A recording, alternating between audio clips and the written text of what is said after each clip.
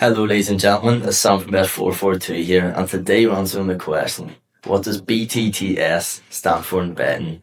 So if you've ever come across that term and you've not been too sure what it means, well, not to worry, you're in the right place. By the end of this video, you understand the meaning fully, and you're going to be aware of some things to consider before placing a BTTS bet.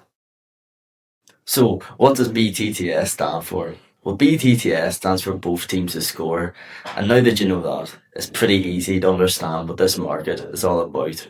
To be honest, it's probably one of the most easy betting markets to understand. So with both teams to score, you can either bet yes or you can bet no. And as you can imagine, if you bet yes, what you're looking for is simply both teams to score at least one goal.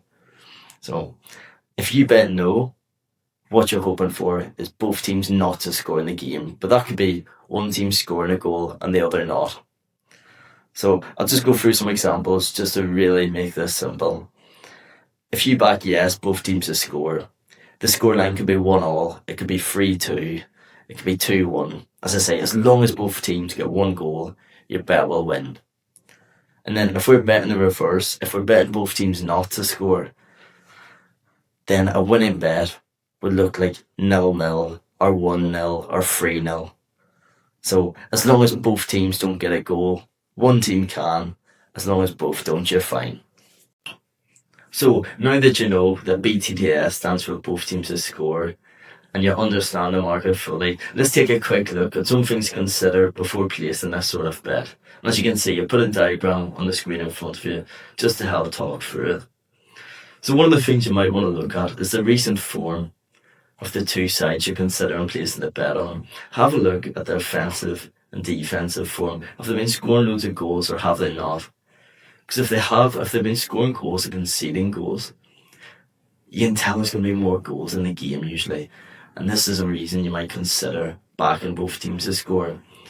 But say you're looking at one of the sides and you can see they've been struggling to score in recent games, then you might veer towards a no and a both teams to score bet.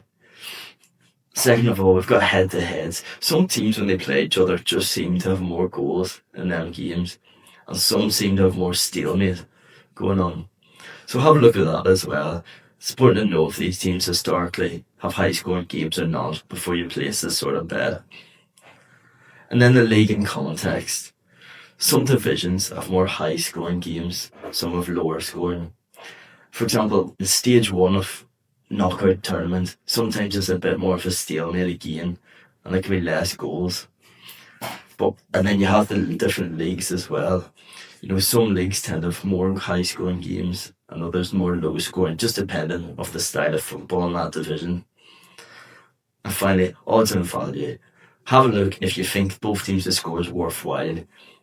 Sometimes the bookmakers will price it very low for both teams to score, and it's just not worth the value backing it. So make sure to check that too. So that's 4 important things to consider before placing a both teams to score bet. There we go folks, that's BTTS covered. You now know that it stands for both teams to score. You understand that we've got 2 options, we've got yes or no in the betting market.